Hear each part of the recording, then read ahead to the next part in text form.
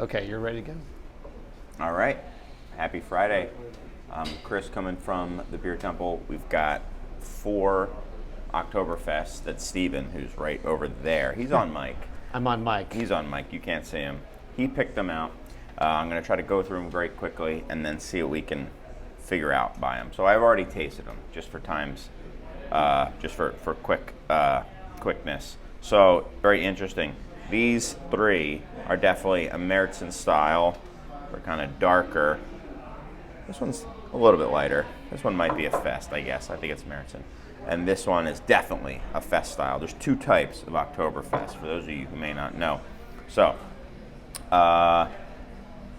interesting. So here, going this way to this way, these 2 have nice caramel character to them, not just in color, but in you get a nice little like chewiness to them.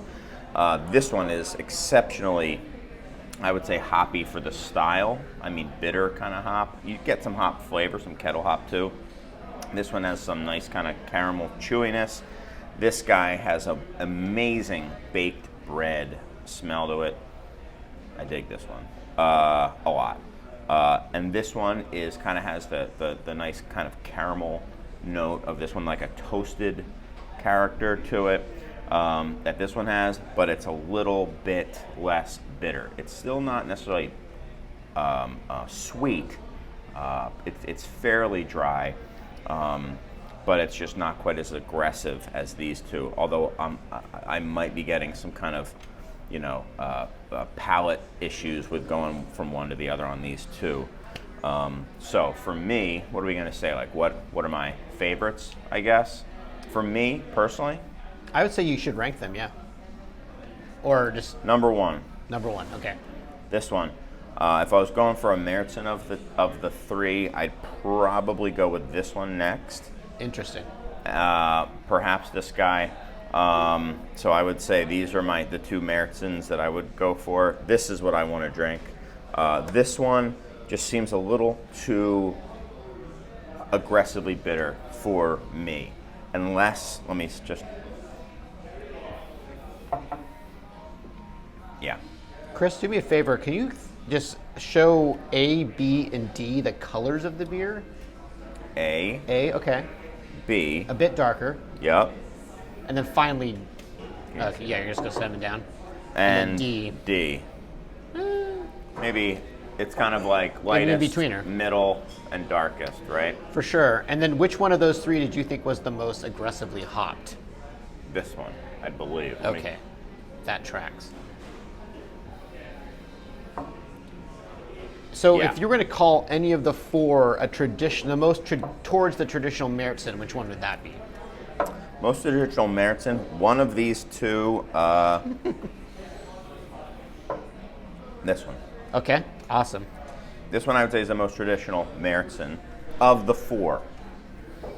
This guy is awesome. I'm drinking that guy too, and I'm just going to put this out here. They've already finished Yeah. my Now, sample. one of them is European, right? Right, German. so which one is the German beer? I'm going to say this one because I like it the most. But it wouldn't surprise me if it was like Firestone Walker or what's the other one down in St. Louis? Those guys. Urban Chestnut. Just someone who like nails lagers. That wouldn't shock me. I mean, those 2 are some of my favorite domestics. Yeah. Fest beers, so I would agree with you. So you're saying C is the German beer? Or are you sure on that?